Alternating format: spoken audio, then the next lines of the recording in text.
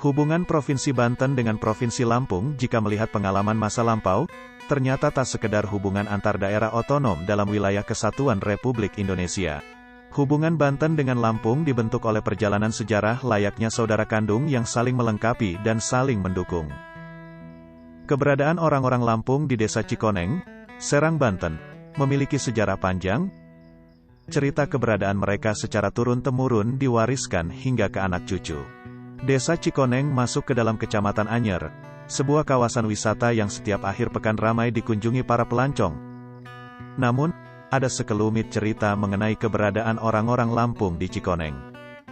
Di tugu perbatasan antara Desa Cikoneng dan Desa Anyer, terdapat siger, sebuah lambang yang menandakan keberadaan orang-orang Lampung di sana. Pada siger itu terdapat tulisan Lampung Say, yang menurut keterangan Kepala Desa Cikoneng Nur Wahdini adalah sebuah nama yang mengikat dan mempersatukan seluruh suku Lampung yang ada di Cikoneng.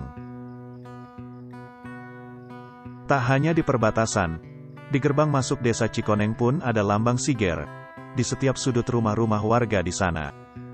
Saat memasuki Cikoneng, karakteristik Lampung melekat di sana, mulai dari bahasa hingga adat istiadatnya. Suasana Lampung semakin terasa saat mendengar percakapan mereka. Dalam kesehariannya, masyarakat di Desa Cikoneng khususnya di 4 kampung yakni Cikoneng, Tegal, Bojong, dan Salatuhur menggunakan bahasa Lampung. Menurut cerita, mereka bermukim dan melakoni hidup sudah sejak zaman Kesultanan Banten.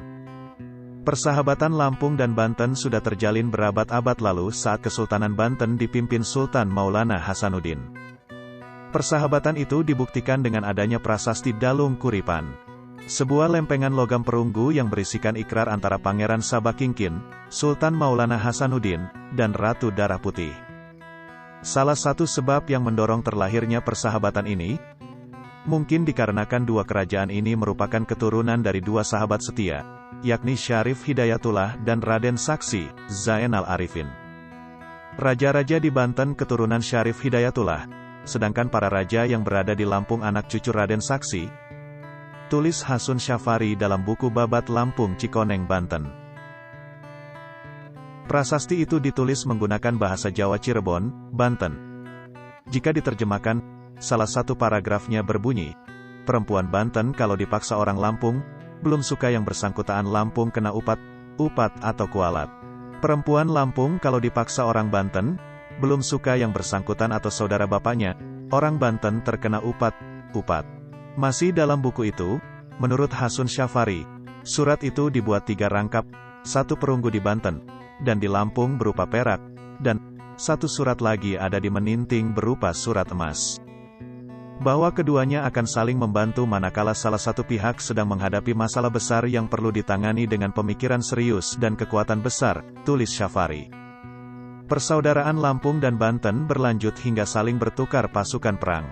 Ketika kerajaan Banten membutuhkan pasukan, Lampung memberikan pasukan terbaiknya, begitu pula sebaliknya. Kepentingannya, Banten harus menaklukkan beberapa kerajaan kecil seperti Parung Kujang yang berada di Lebak. Misi penaklukan kerajaan Parung Kujang adalah untuk mengislamkan masyarakat di sana. Belakangan diketahui, yang bergerak untuk menaklukkan Parung Kujang adalah pasukan dari Lampung yang berjumlah 4 orang termasuk Minak Sangai. Pertalian sejarah antar kedua kerajaan itu membuat Sultan Banten merasa berutang budi kepada kerajaan Lampung. Sultan Banten kemudian menawarkan posisi adipati atau raja di beberapa kerajaan kecil di wilayah Banten.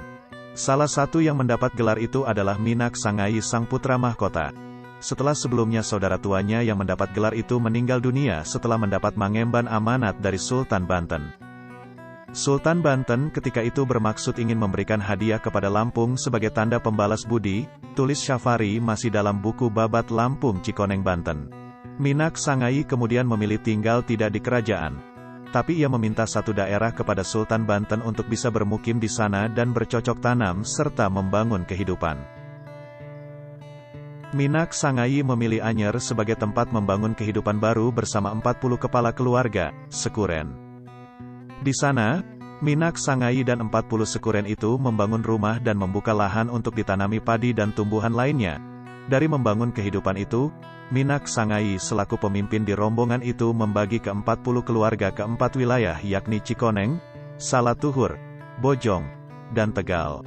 Di sanalah keturunan orang-orang Lampung berkembang biak hingga saat ini.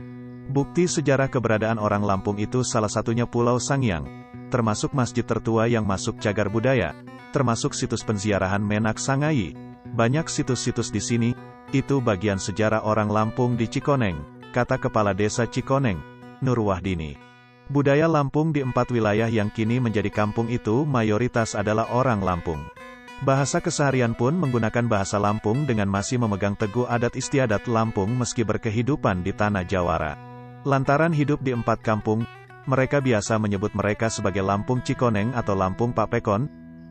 Lampung Papekon berarti orang-orang Lampung ada di 4 kampung. Demikianlah sekilas sejarah singkat mengenai asal-usul kampung Lampung di Banten, serta hubungan erat antara Lampung dan Banten. Semoga informasi ini bermanfaat untuk menambah pengetahuan dan wawasan kita semua. Sekian, terima kasih.